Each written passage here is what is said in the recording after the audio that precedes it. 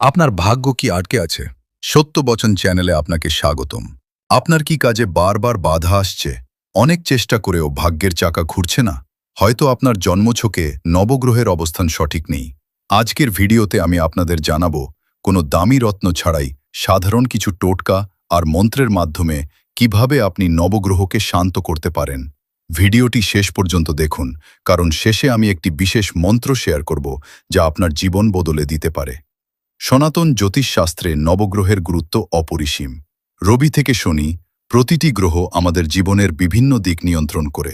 যখন এই গ্রহগুলো খারাপ বা অশুভ অবস্থানে থাকে, তখন আমাদের শরীর, মন এবং আর্থিক অবস্থায় অবনতি ঘটে। শান্ত করার উপায় খুব সহজ। ১. সূর্য।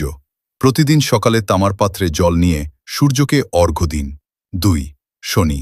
শনিবার কালো তিল দান করুন এবং অনাথদের সাহায্য করুন। ৩. বৃহস্পতি।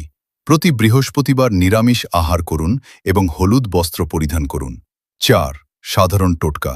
প্রতিদিন সকালে স্নান সেরে নিজের ইষ্ট দেবতাকে স্মরণ করুন এবং প্রবাহিত জলে সামান্য গুড় বা তিল বিসর্জন দিন। এবার সেই বিশেষ কথা। নবগ্রহকে শান্ত রাখতে প্রতিদিন ১০৮ বার এই নবগ্রহ স্তোত্রটি পাঠ করুন। জবা কুসুম শঙ্কা শঙ্কাশ্যপেয়ং মহাদ্যুতিম।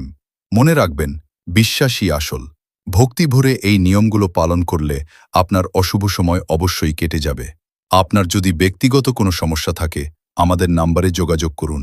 +৯ 1_8 597 13 9477।